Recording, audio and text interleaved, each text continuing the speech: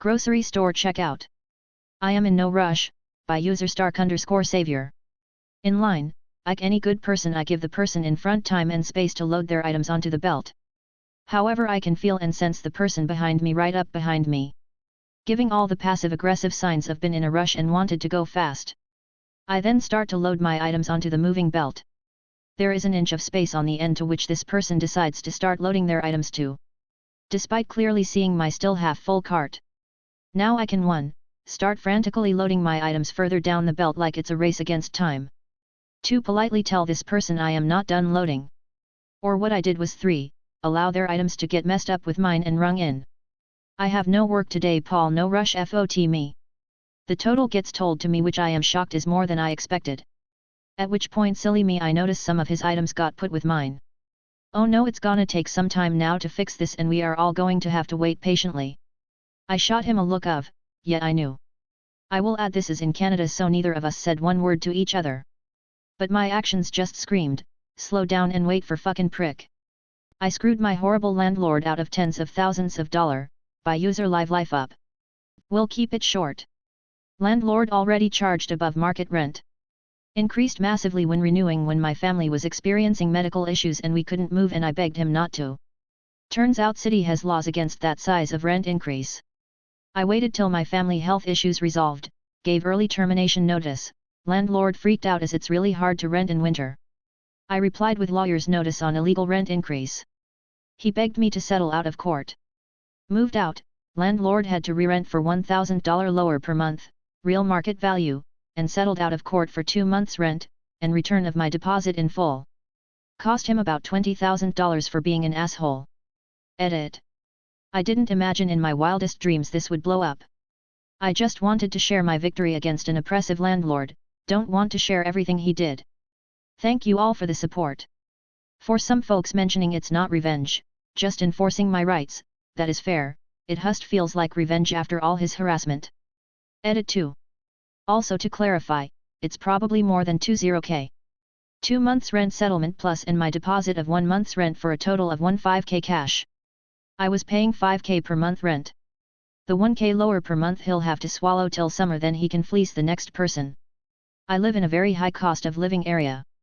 Trash my condo after years of kindness, pay the price, by username_24. I have dreamt of this day when I can post this. So here it is. I leased my rental condo to a single mother with 3 kids in 2016. It was a 3-bed, 2-bath. I had a grace period of 3 days for rent in there, but they were always late.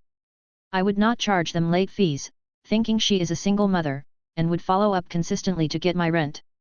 Most of the time, I would receive it 2 to 3 weeks late and sometimes 2 months late. In my mind, as long as they are paying and I can help by giving them some time, all was good.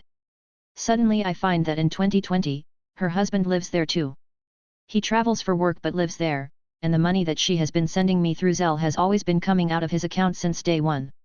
I let it go and still be civil, and he starts communicating with me at every delay. Sometimes he would go silent for 4 to 5 weeks, and I wouldn't be able to reach any of them.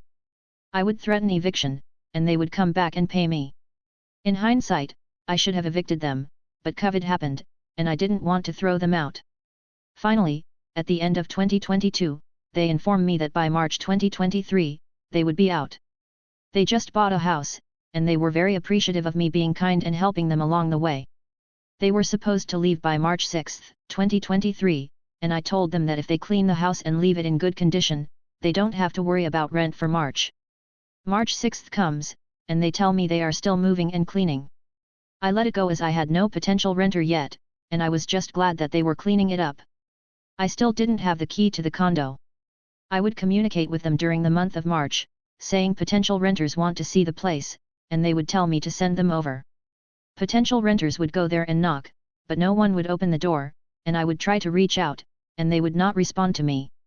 This happened twice, and they would call me later that the potential renters never showed up and lied to me. I was getting antsy, and on March 20th, I called and texted both the husband and wife for a few days straight, asking them to give me the keys. Nothing. No response. On March 24th, my friend and I decided to head over there to see what is going on. We live an hour away. I call both of them, and no response. I decide to look them up on the county land records. I knew the county they were building a house in and was able to find their new address. My friend and I decide to go to their house and get the key. We reach there and knock on the door. The son opens and yells for his mom. His mom comes down and pretends to cry, saying we lost the key. In my mind, then why the heck couldn't they tell me, and why the heck would you ignore my countless texts and phone calls?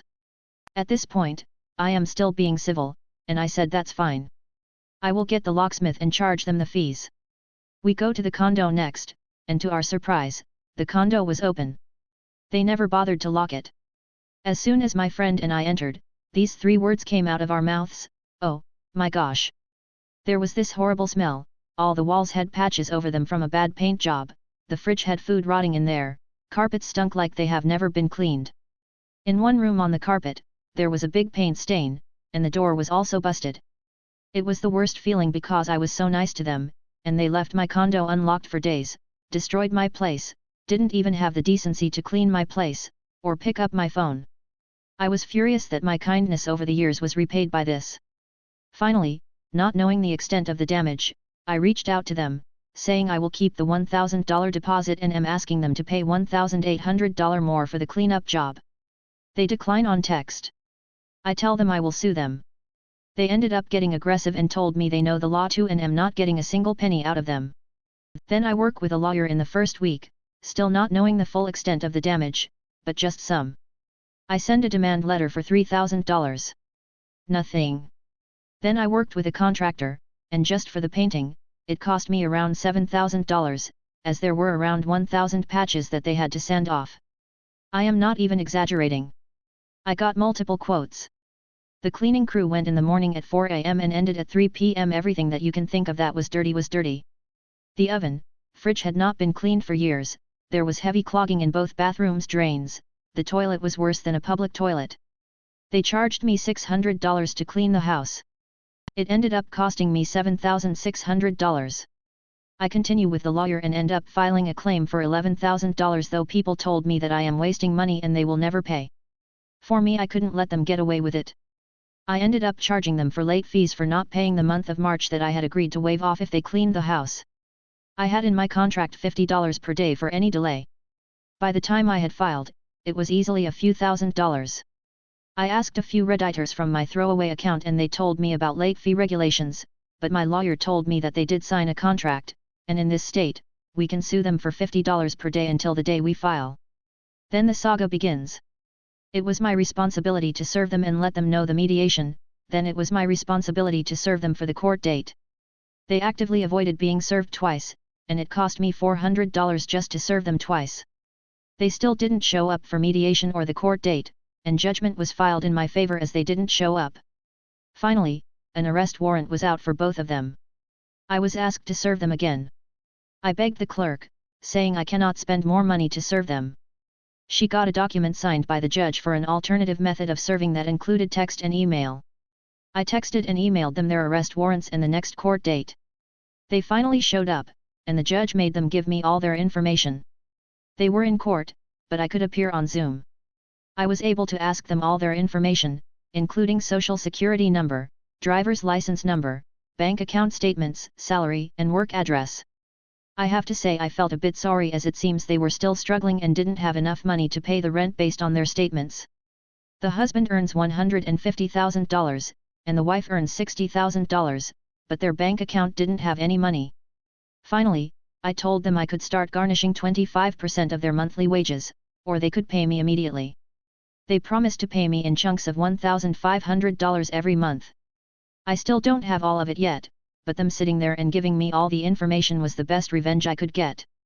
If they would have just agreed to pay me $1,800 in the beginning or $3,000 that I demanded, they wouldn't have been on the hook for $11,000. Steal my parking space, enjoy the fine, by user Dronectus. Me and my girlfriend started renting an apartment in August. My girlfriend had a few weeks left of her job a city over, and due to that my girlfriend needed a car. Since she worked late evenings, it would be almost impossible for her finding a parking space close our apartment at 9 p.m. since all parking spaces would be filled at 4:30 p.m. We both decided to pay $90/month for the parking garage under our apartment. After a few weeks my girlfriend started working closer to our home and the need for a car disappeared. The lease wasn't up on the parking space, so we decided to use it as a reserved parking space in case friends or family came over. Since the parking space is usually empty, people has started parking in our space. We usually call parking security and they put a fine on the car. This time I chose to be nice. A blacked out BMW was parked in our space and I found out who owned it. I called them with the intention of asking them to move the car politely. The owner of the car was a 30-year-old man. I rang him up and he picked up the phone. Silence. He was silent for a solid 5 seconds before I hesitantly said hello. He responded. Who is it? In an annoyed voice. Hello, my name is Dronectus. Dronectus who? From what company? Oh, I'm not from a company, I just live in the same apartment complex as you and was warned. Go the F***ck away, and then he hung up the phone. I then called parking security and 10 minutes later there was a $80 fine on his car. I tried calling him again to tell him that there was a fine on his car and a tow truck would be there to pick it up later that evening if he didn't move the car from our spot. But when I called him up I got a very warm and pleasant response. Stop **king calling me, and he hung up. Later that evening I saw a nice blacked out BMW on the back of a towing truck. Update. One of the other times this has happened I took a photo of the car. I just remembered I still have the photo. I looked up the license plate and turns out, same last name as this new guy. Looked the person up and they are related. The apple doesn't fall far from the tree, I guess. Edit. I thought I'd clarify that in my country it's super easy to find people's addresses, social security number, income, name, and phone number using public databases, maybe even government run? Not sure. There's a number you can text with no added charge and you get the model and make of the car as well as the name of the owner. Almost hit me in the parking lot, then expect me to move my car for you, by user Ahiki 2011. I went grocery shopping one day, and got a real close parking spot. Only 2 or 3 spots from the store. On my way out after getting what I need, an older man whips his vehicle around the turn and into the lot, almost hitting me. I gave him a few choice words about paying attention and slowing down as I continued to my vehicle. Well, he drove down his aisle to find the first unoccupied spot to turn around and came back up to the front, just to park in front of my vehicle. After I loaded my groceries and got into my vehicle, I noticed he and his wife were sitting there just staring at me. The old man made gestures to his wife that made me realize they were waiting for my spot so they could pull through and not have to back out when they finished shopping. Cue revenge. I just sat there. It clearly pissed him off as his gestures got larger and more frantic. It looked like the wife convinced him to let it go, so they started to get out of their vehicle, to which I responded by starting to back out. Again I pissed off the old man, but he got back into his vehicle as if he was going to pull through anyway. So I put mine in park and sat there. We did this 3 or 4 times before the wife convinced him to let it go again.